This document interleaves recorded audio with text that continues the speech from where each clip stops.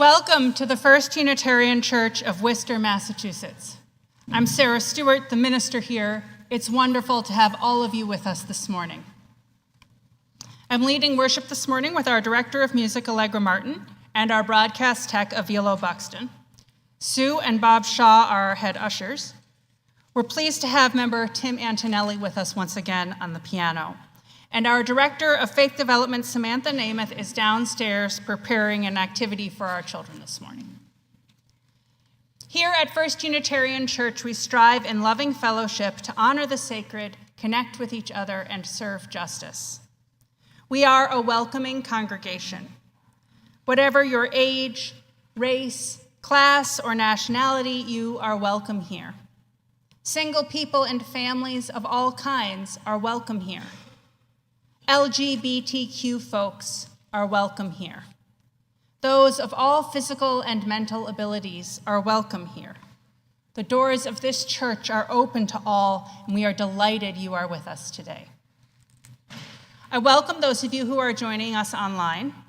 You can like this video to help others find us and subscribe to our channel to find more content. If you'd like to get involved with everything we do together as a church, I recommend our newsletter. You can go to firstunitarian.com and click subscribe to our newsletter at the bottom of any page. If you're in the Worcester area, I do invite you to join us in person every Sunday at 10:30 a.m. for worship and fellowship. Everyone is welcome to come to a social hour in the church parlor after the service. If you are a newcomer, please stop by the welcome table in the church parlor to pick up a gift bag and give us a chance to get to know you better. Sue Shaw will be at the welcome table this morning. Sue is possibly already at the welcome table helping get it ready. There are announcements in your order of service. I have one additional announcement this morning. You may have seen the news that our Director of Operations, Jennifer Bowes, is retiring after more than 30 years of service to our church. We are taking two different kinds of collections for a thank you for her. The first is an opportunity to share congratulations, well wishes, memories, photos, if you have them, online. And the second is to contribute to a cash gift for her as she retires. You'll have an email in your inboxes this afternoon with links. You can also bring cash or a check made out to First Unitarian Church with gift for Jennifer in the memo. The deadline is next Sunday. So I invite you to contribute memories or money, to contribute out of your heart to share our well wishes for Jennifer as she enters into this next period of retirement. This is the day the Lord has made. Let us rejoice and be glad in it.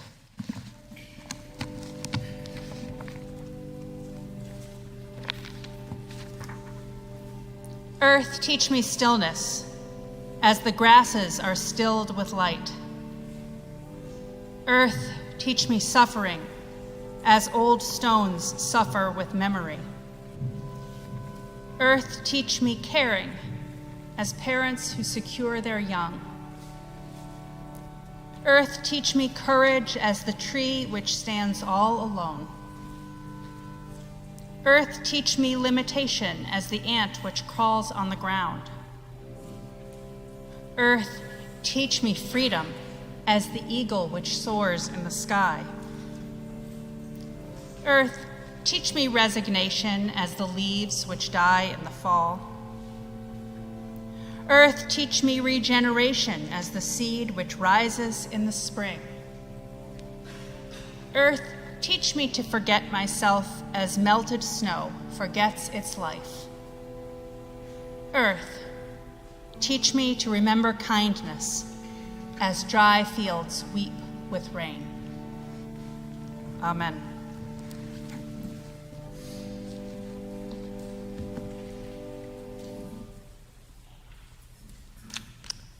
I think that Steve Knox and his grandson are lighting our chalice this morning.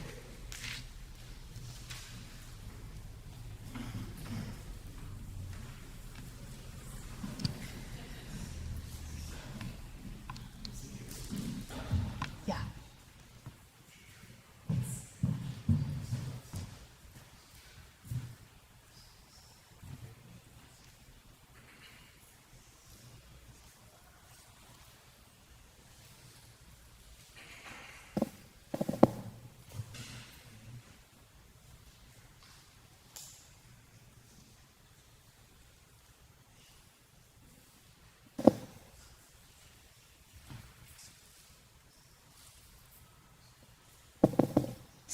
the spirit of love. We light this chalice.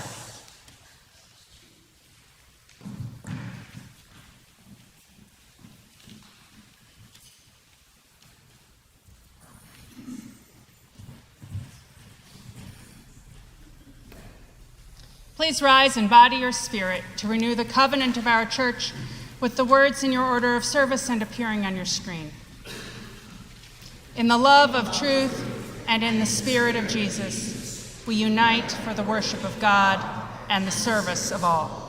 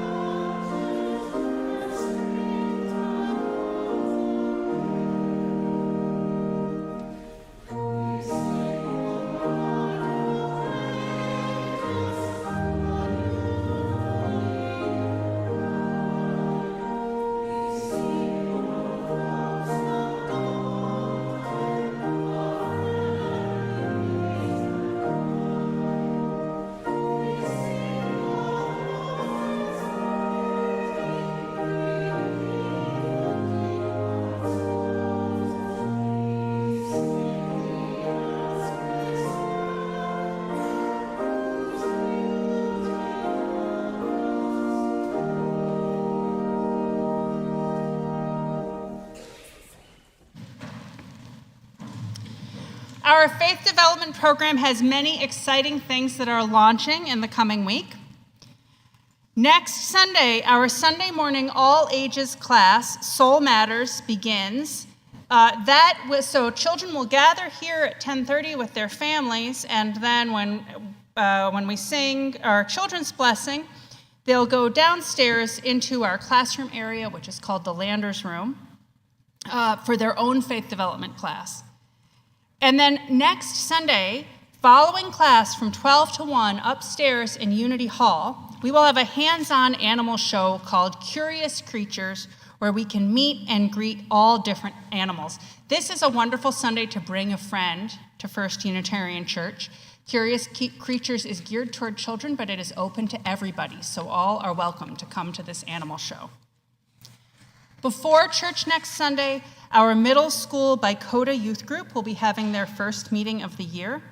And after church, our YRU2 high school youth group will be they'll be meeting the following Sunday on September 29th after church. So next Sunday is an exciting Sunday, launching many of our faith development programs. I hope we'll see you and many families there, and like I said, it's a good Sunday to bring a friend.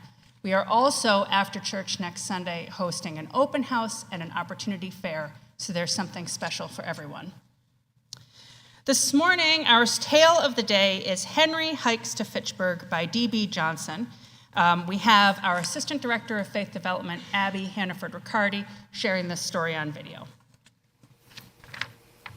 One morning, Henry and his good friend thought it would be nice to go out to the country, to Fitchburg. Henry said, "Oh, it's a beautiful day. I think I'll walk. That's the fastest way." But his friend said, "I think I'll work and earn the money for a train ticket. That's the fastest way." "All right then. See you there. Bye. Enjoy your walk. Bye. Enjoy your work." And Henry set off down the road, while his friend got straight to work. He filled the wood box in Mrs. Alcott's kitchen. Whoa! Whoa! 10 cents. Henry skipped across rocks on the Sudsbury River.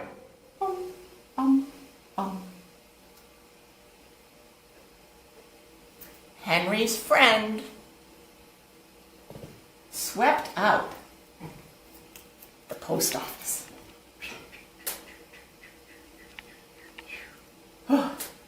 5 cents. Henry found a nice stick and whittled himself a walking stick. Only 25 miles to Fitchburg.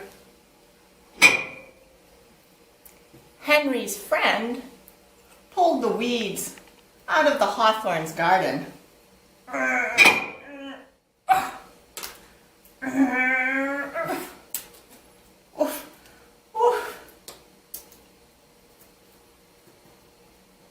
15 cents.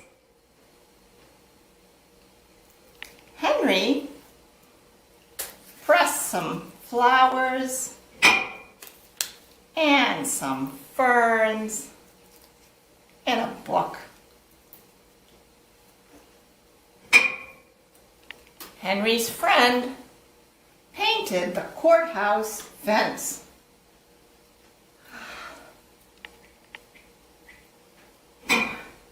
This is a long fence. Oh. Whew. 10 cents. Henry walked along stone walls, balancing. Whoa.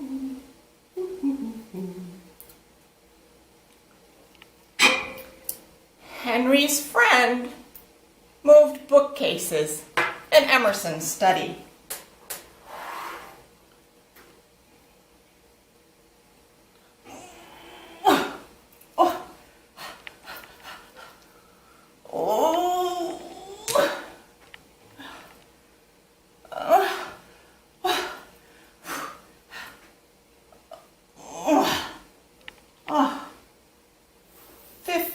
Cents. Henry climbed a tree.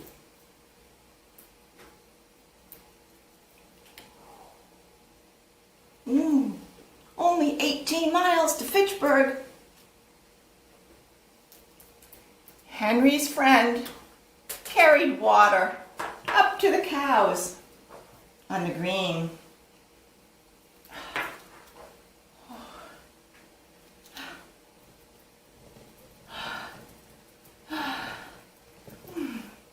Here you go, Bessie.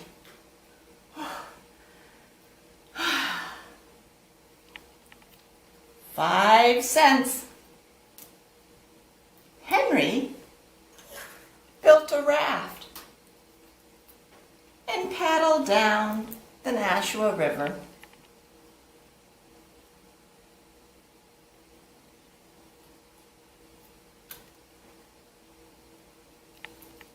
Henry's friend cleaned out the chicken coop for Mrs. Thoreau. Oh, kind of smelly. Oh. 10 cents. Henry walked across a nice swamp and found a little bird's nest. Wow.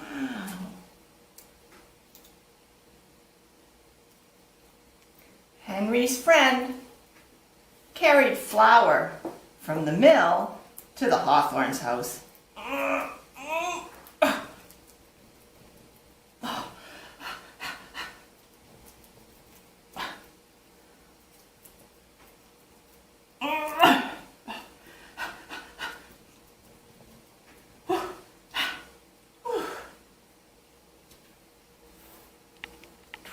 20 cents. Henry found a honey hive.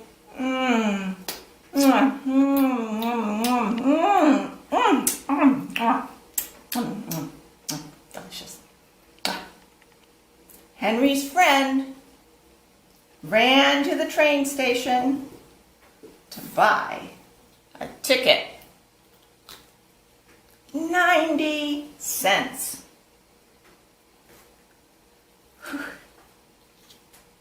Henry jumped in a lake and went swimming. Woo! Splish, splash. Only 7 miles to Fitchburg. Henry's friend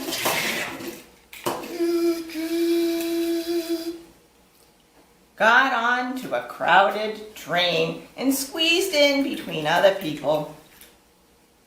Excuse me. Yeah, okay.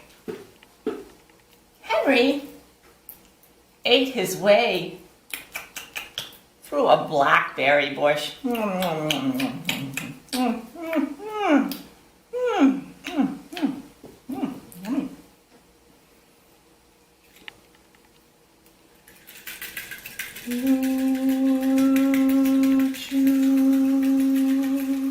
Henry's friend got off in Fitchburg just as the sun was setting.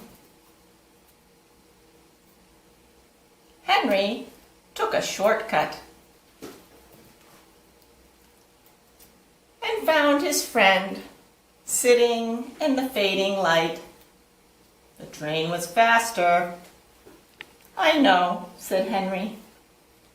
I picked you a pail of blackberries. Oh, thanks.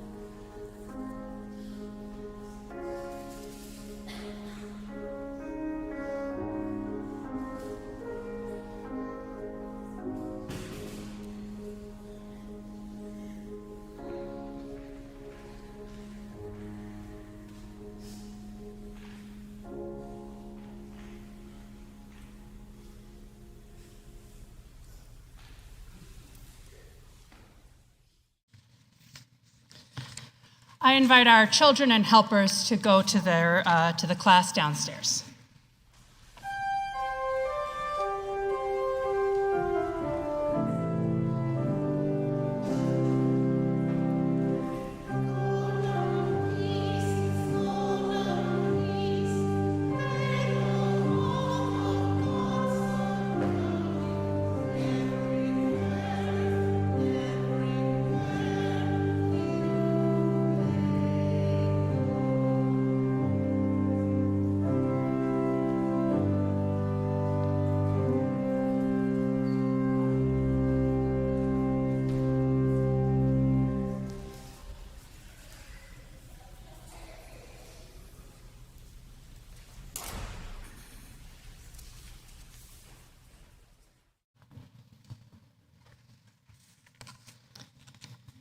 Please join me in the common prayer printed in your order of service and appearing on your screen. Spirit of life, we give thanks for our connections to all living things, to the deer and the hare, to the corn in the field and the cranberries in the meadow. We give thanks for the flowers in bloom and bird song in the air. We give thanks for friends who share each day with us. Amen. Please continue your own thoughts and prayers in silence.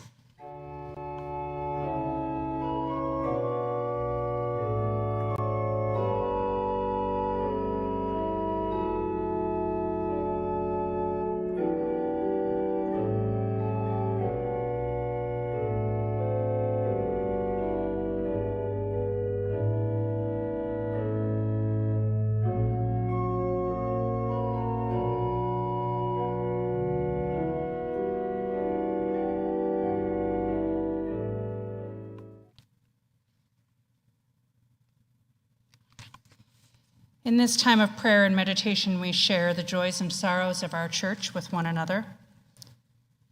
Bill R. lights a candle for Harry at Audio Journal because he has COVID.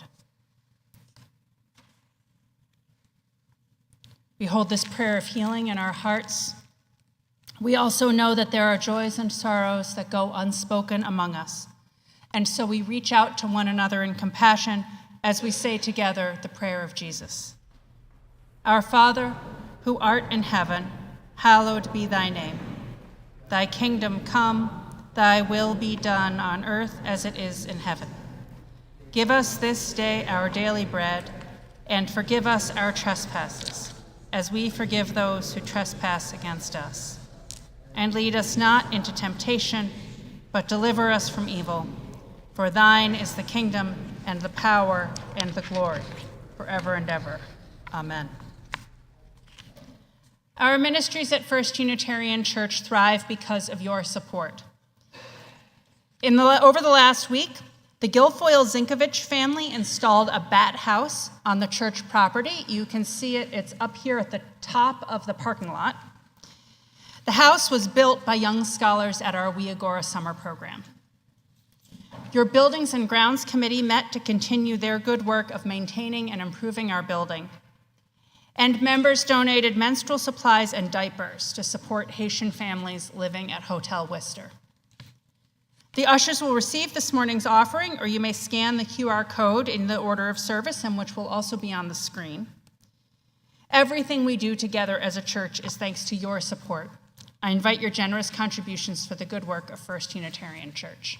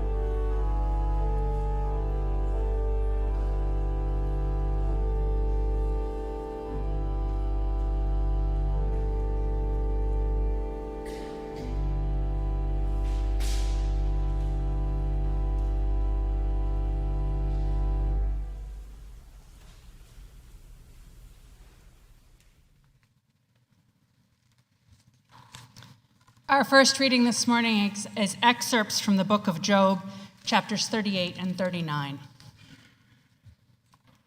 Who shut in the sea with doors when it burst out from the womb? Have you commanded the morning since your days began and caused the dawn to know its place, so that it might take hold of the skirts of the earth and the wicked be shaken out of it? Have you entered into the deep springs of the sea, or walked in the recesses of the deep? Have you entered the storehouses of the snow, or have you seen the snow storehouses of the hail? Who has cut a channel for the torrents of rain, and a way for the thunderbolt to bring rain on a land where no one lives, on the desert, to satisfy the waste and desolate land, and to make the ground put forth grass? Do you know when the mountain goats give birth? Do you observe the calving of the deer? Is the wild ox willing to serve you? Will it spend the night at your home? The ostrich's wings flap wildly, though its pinions lack plumage. Do you give the horse its might? Do you clothe its neck with mane? Do you make it leap like the locust? Is it by your wisdom that the hawk soars and spreads its wings toward the south? Is it at your command that the eagle mounts up and makes its nest on high? It lives on the rock and makes its home in the fastness of the rocky crag.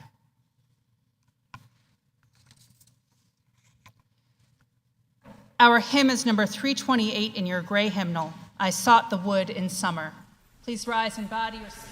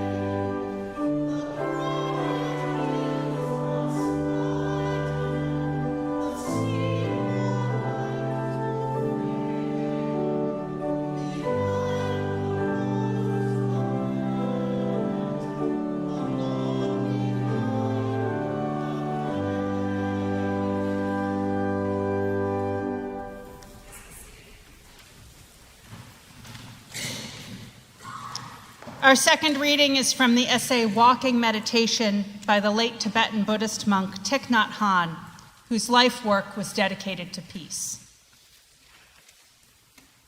Walking meditation is really to enjoy the walking. Walking not in order to arrive, but just to walk. The purpose is to be in the present moment and, aware of our breathing and our walking, to enjoy each step.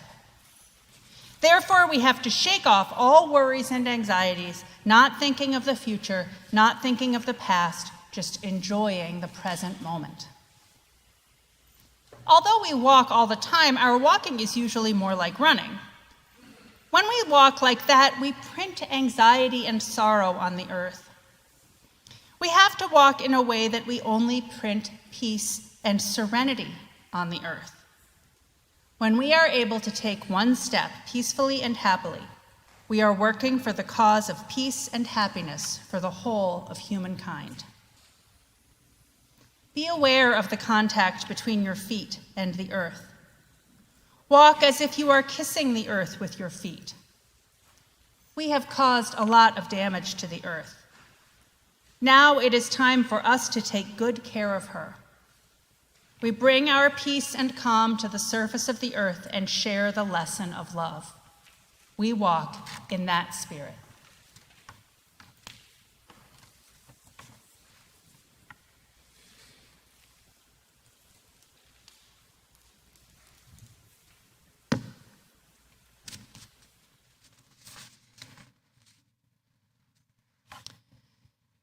This spring, I developed an old interest into a new spiritual practice, which has been hiking in New England.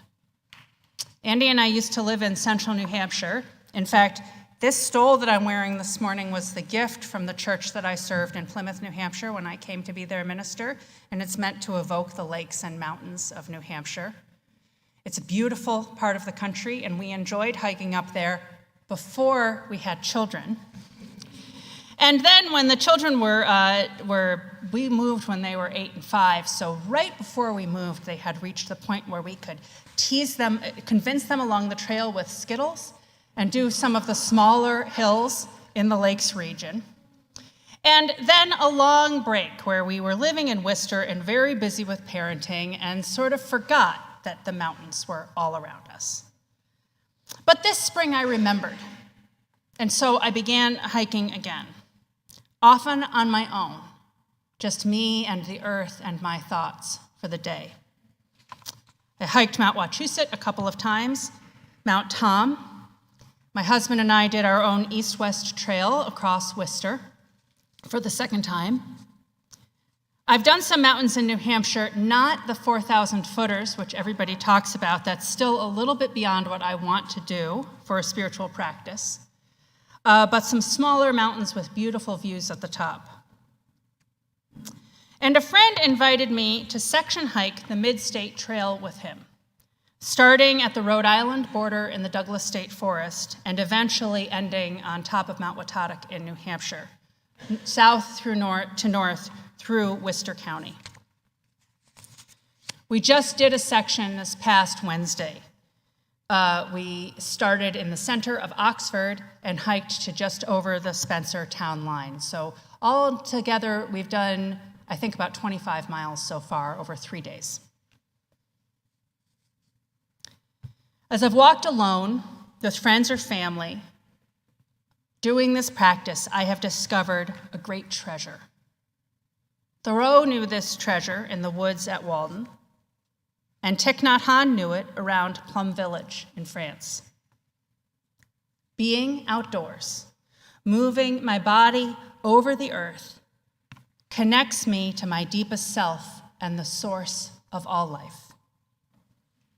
I invite you this morning to join me on an imaginary walk through Worcester County to seek with me that spiritual truth.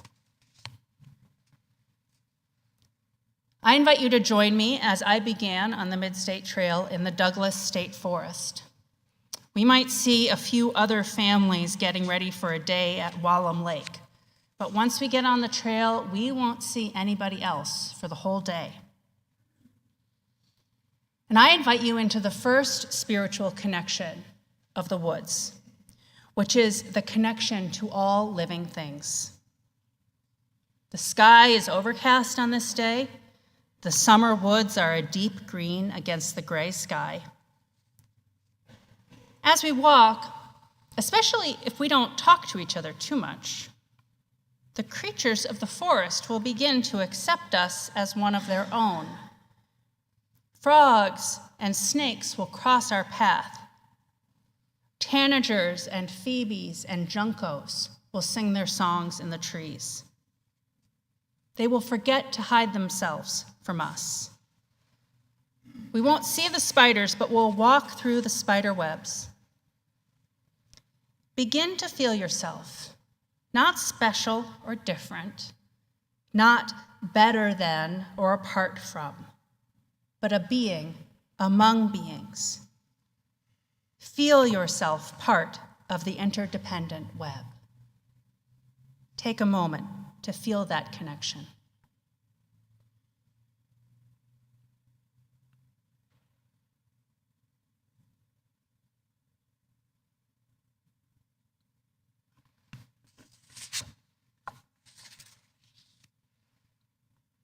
As we walk along this path, the trees are our constant companions.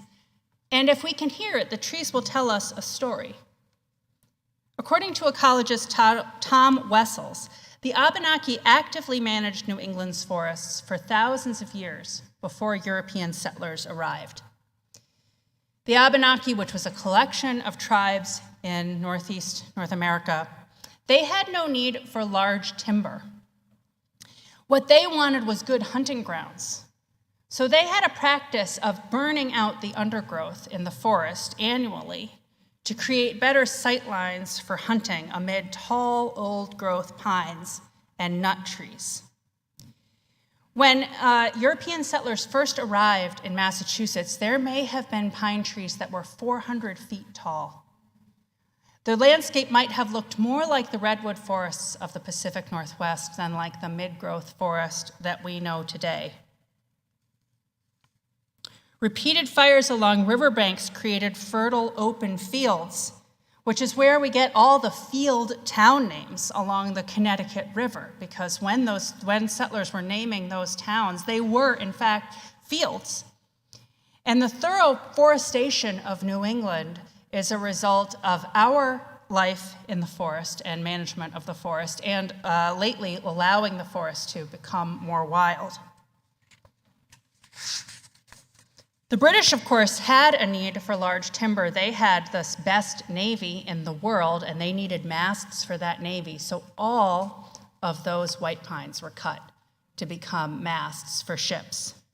And the largest white pines you'll see now in the forest, the very largest, are about 150 feet tall, if you can imagine them being twice that height or more.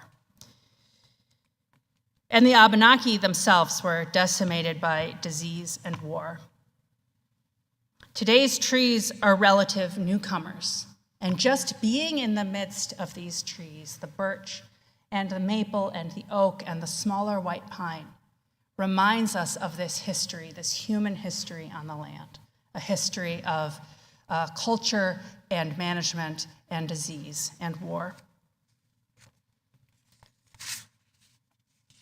On this walk, we'll pass old cisterns and cellar holes, foundations and stone walls. We'll pass rusted auto axles and abandoned aluminum-sided structures.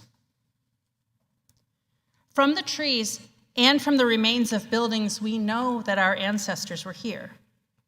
The ancestors of today's modern America, the human ancestors of this land, who today are still present as the Wampanoag and Nipmuc tribes. We feel ourselves to be people connected with the people of the past, with their triumphs and their sins. We feel ourselves to be people with a past and a future. I invite you to sit with that feeling for a moment.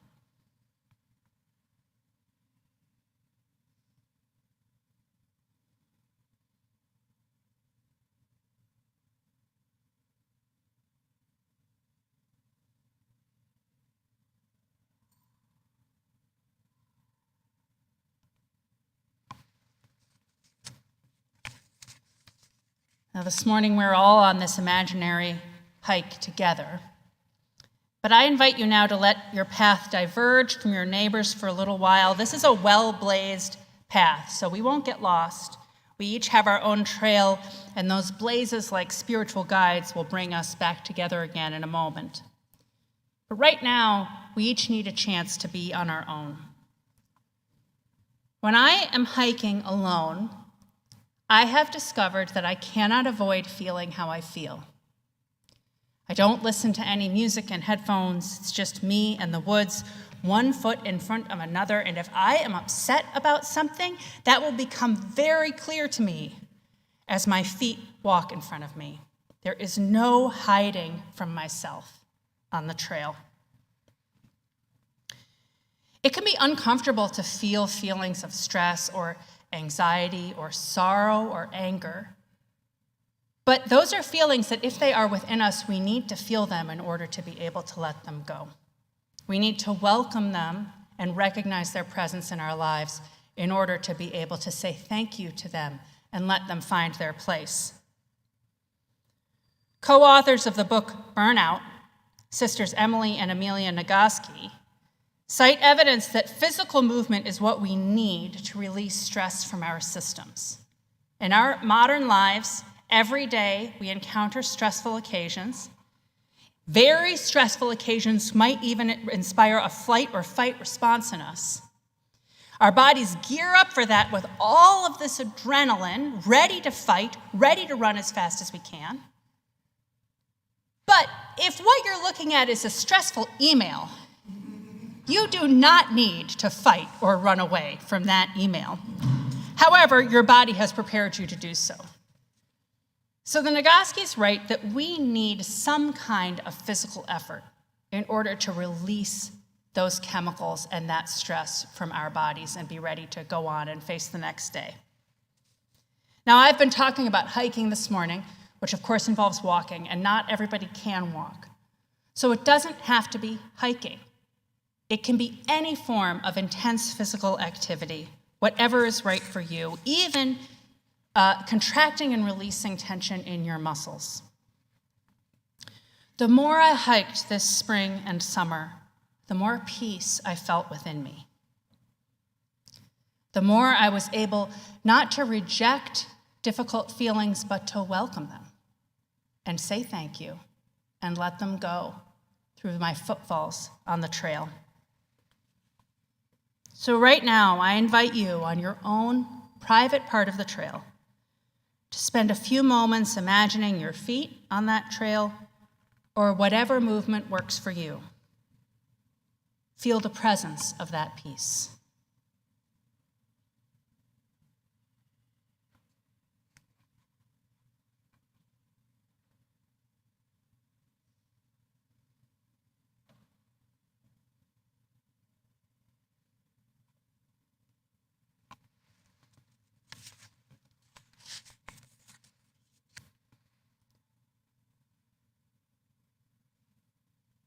Peace is not only found within our own hearts. It is also found among us, in our relationships with one another and in our relationships to all life. So as I promised, that trail you've been on your own has led you back into this shared hike in this community. Here we are together again on the trail. Notice this trail. It weaves in and out of the woods, through farmland and suburban homes. The human footprint on the earth is not only in the past, it is very much our present and future relationship to the earth. This particular trail, the Mid-State Trail, it will lead us next to suburban homes. It will lead us alongside roads with blind curves and cars driving on them. It will lead us through a tunnel underneath Route 20 and over an overpass across I-90. The natural world is all around us, but the human world is all around us too. Hiking helps me break down this barrier between what's natural and what's human. It helps me recognize how close the natural world is to my life. I live in a house, in a city, on a paved road with a car, but I am utterly dependent on the earth. All our food, all our water, all our air, all our habitation is this planet and its life. Like Thoreau, choosing to walk instead of taking the railroad, we can make choices that are better for the earth. The guiding ethic of hiking is leave no trace. And perhaps the ethic for life on earth can be do less harm. The woods awaken in me wonder. I'm reminded of that poetry we heard from the Hebrew Bible this morning, which is God's response to Job. If you remember this story, Job has experienced the worst sorrows a person can in life, despite being a good man, and he cries out to God in his anguish, and eventually, after some bad advice from his friends, God shows up to give Job God's answer.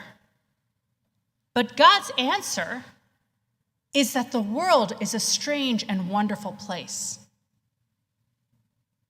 Not necessarily satisfying to Job in his anguish, but an honest assessment of the place of human lives in the world as a whole. That poetry is some of the oldest tradition in the Hebrew Bible, and it is thought to represent another creation myth, that all of these powerful beings and powerful forces were present in the world, and God tamed them and created a place on this world where people could live. It's not the dominion of Genesis, not creating the world out of nothing and putting human beings in charge of it. But God saying to the world, make a little space, let people live here. Let them be people, creatures among creatures, one life among many. The sacred reminds us to never forget that the wildness is still there. There is a part of you that is wild yet. You are a part of the sacred community of life. We've had a good hike this morning. We're sore, we're hot, we're sweaty. We're glad we left a separate bottle of cold water in the car at the end of the day. This car will carry us back to civilization in our ordinary lives. You may feel a satisfying tiredness in your muscles and bones. Following those leave no trace principles, we haven't taken any rocks or flowers with us. But what remains is the wisdom of the trail. What remains are these lessons.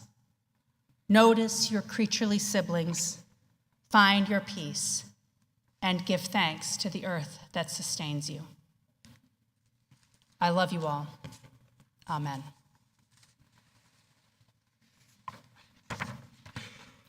Our closing hymn is Guide My Feet, number 348 in your gray hymnal. Please rise and bow.